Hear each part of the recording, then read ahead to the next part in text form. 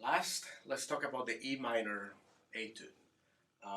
This is marked maestoso in a cut time tempo of, for me it was 92 to the half note of the tempo that I felt it worked for me.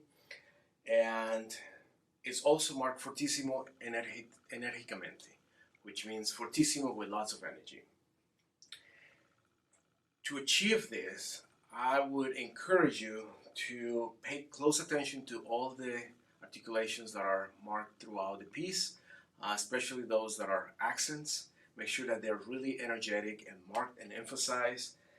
Also, big dynamic contrasts throughout the entire etude. We go from fortissimo to pianissimo and vice versa in a matter of a measure. So you need to be able to master your range of dynamics in order to achieve a successful interpretation for this with this etude. Every time that you have a crescendo, for instance, in one single measure, make sure that that is driving, and it will take you to the next phrase in a matter of again a few clicks. Also, my advice is to pay careful attention to the articulation. We have plenty of dotted rhythms with double dotted quarter notes followed by 16 notes, and those need to speak very crisp and clearly. And the 16 notes should not be confused, or should not sound rather, as 8 notes or triplets. So the articulation need to be very well defined. Also, depending on the tempo that you select, again for me it was 92 to the half note. A lot of these 8th note triplets are gonna be required to be performed as triple tonguing.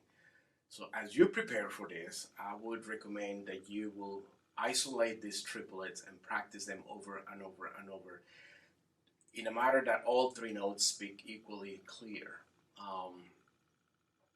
Take them slow and then start increasing your speed as you're working on them until you feel that they are crisp and clear.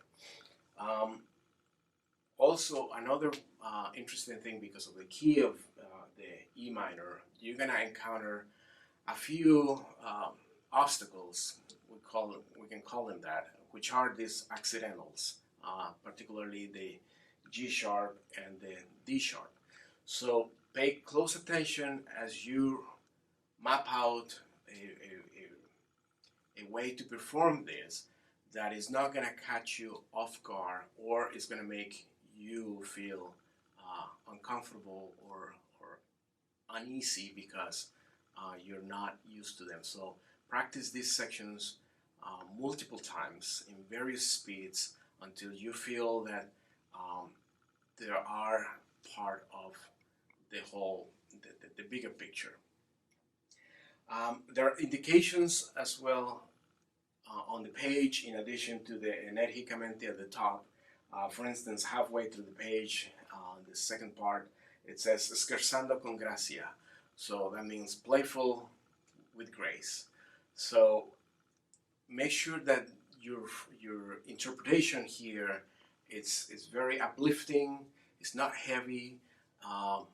Again, this all is gonna take lots of air. So going back to what I said and the first etude, it's make sure that your breaths are positioned in places that are not gonna disrupt the intended phrasing. Another important dynamic that is on the page, it says crescendo poco a poco reinforzando. So that means you have to reinforce here. So it's a more dramatic crescendo than what we would normally think. I would encourage you also to use lots of energy, be very driven in terms of your melodic line, and identify a climax. So your crescendo has a departure as well as an arrival point, and it will make more of a defined melodic line. And last, I would like to also say that in the very last line, we reach a fortissimo after one measure crescendo. But then there's always the tendency that the fourth bar to the end, there is a small pause or a small rest that will kind of makes us relax a little bit. And I would encourage you and really emphasize on staying energized and fortissimo through the end of this etude. So do not relax, as I said, because like we were talking at the very beginning, it's marked maestoso with energy. So it needs to stay with that character all the way to the last measure.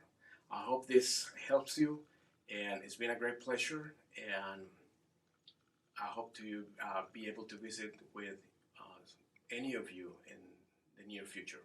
Good luck and have fun playing.